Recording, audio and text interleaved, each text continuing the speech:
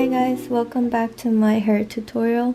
In this video, I'll be teaching you how to draw curly and coily hair. So let's just jump right into it. So whenever I draw curly hair, like always, I'll try to think of the big shape. So this is what I'm going to do.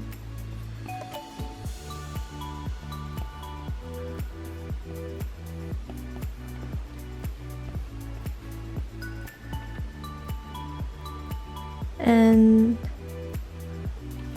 the first drawing I'm going to do is one of those curly hairs that's like really big. But so whenever you're drawing curly hair, make sure you're drawing the same direction. So like what I'm doing right now. It's like the same ribbon effect, but I'm drawing it closer to each other, so you can't really see like the hair that's going this way.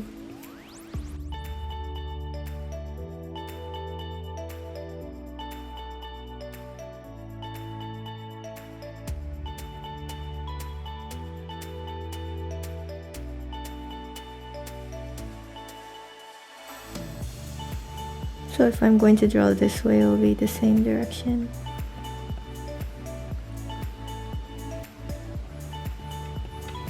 And this might be a little difficult, so I might be looking up some references. I usually look up Pinterest.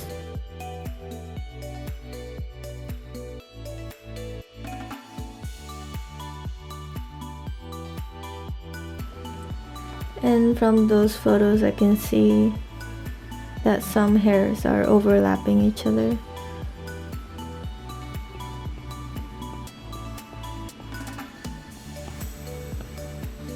So whenever you draw curly hair, it's best to draw the big silhouette first.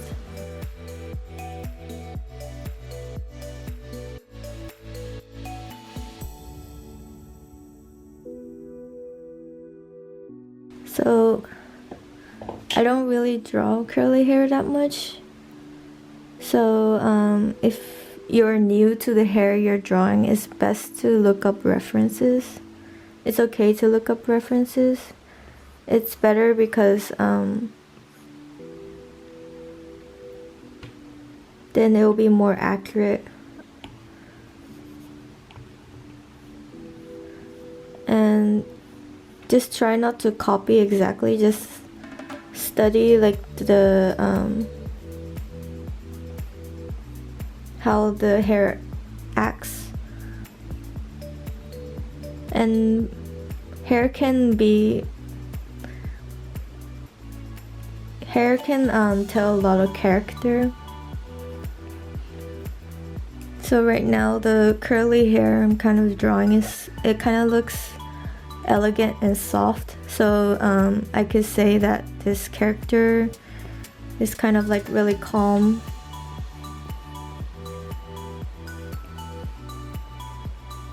For example, if I wanted her to be kind of like more energetic, I'll probably draw more hair that's like standing out and kind of like more attentive. Like I could see her in this one that she is more an introvert.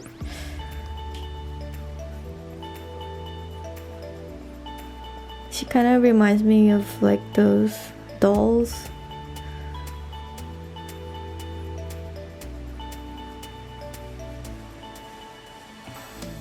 Right now I'm kind of drawing the negative space again here.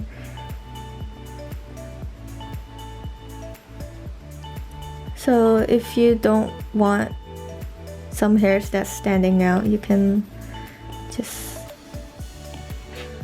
draw hairs that's all together.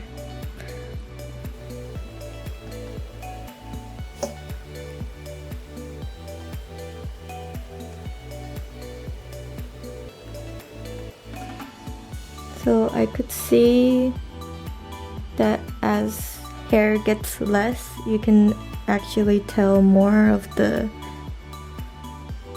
ribbon effect right here. So I'm also kind of learning while I'm kind of teaching you. So all of the hairs here, they're more together, and as it goes down, it gets a little less. So you can see that this is a way that how I've learned new hairstyles. I kind of study them through reference photos, and I kind of like draw it in my own way. So if I'm drawing curly hair, it will probably look like this.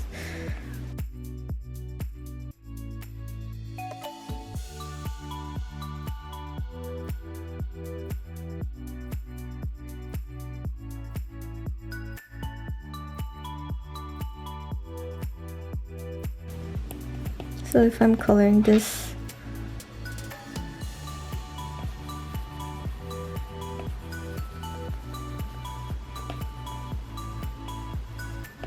I'll make sure to have the brightest on the same side, so like right here, where it's kind of like going up, and then darker here.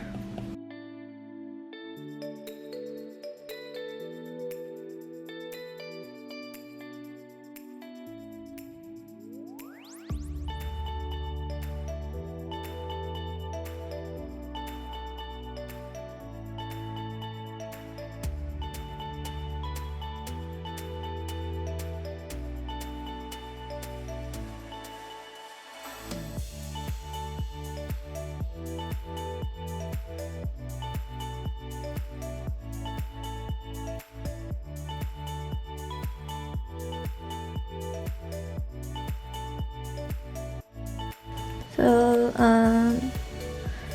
hair can give a lot of character.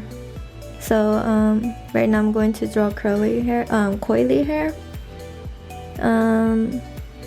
I think the most common one are like the ones that people draw out like this. But then you can also give more character by like shaping it.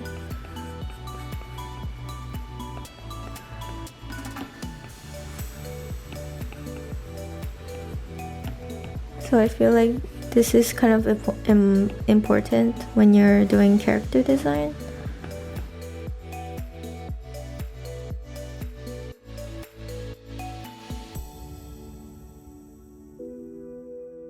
And I think the common mistake is that artists try to draw every strand of hair on like coily hairs, or kind of like do this kind of thing. I think that's similar to when people are drawing wavy hair. I mean curly hair too. So like they've kind of like draw one strand, but then whenever you look at someone with curly or coily hair, you can see that some of them are faded, so you can't actually see like some of the curly hair because it's like really like the same color or like dark.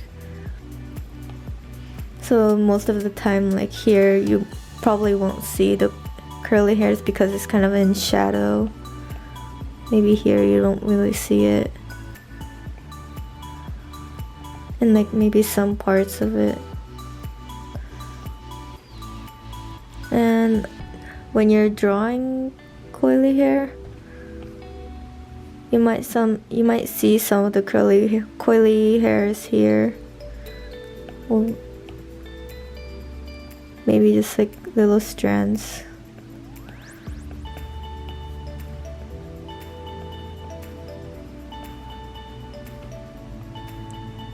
And you'll probably see the curls out here the most. And when I'm drawing them, I've kind of like draw like these little half moons. Because they're really curly, you probably won't see like the ribbons because they're really close together. They're like really smushed. So even with like this kind of like little drawing, you can tell that it's like that type of hair. And that's for the outside. If you're drawing like inside, you'll probably see like some, but not everywhere. And so then you don't really have to draw every strand.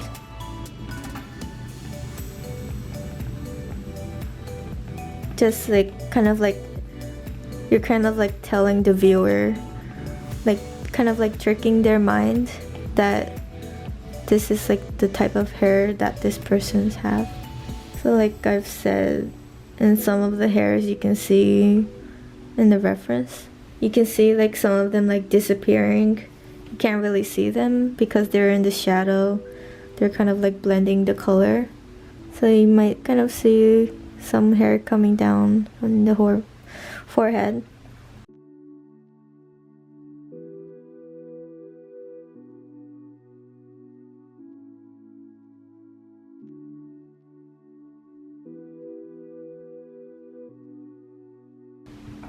So then if you're kind of like coloring them,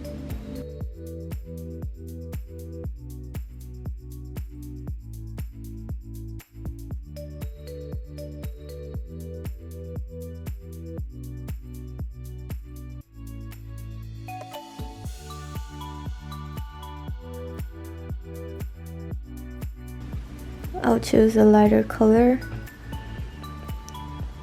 and kind of emphasize the curls. I'm showing where you can see the curls.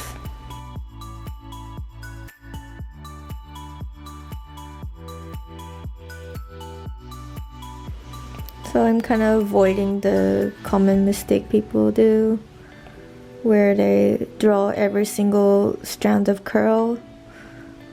But if you do that, it kind of looks unnatural. It's best to understand this by looking at reference photos. Study where you can see like the actual curls. By doing this, it's easier if you squint your eyes. Squinting your eyes kind of eliminates details and kind of simplifies everything. So whenever you're drawing, just think that the artist's job is to make everything more simple. If you make it look more complicated, it's kind of harder for the person who's looking at your art to recognize everything.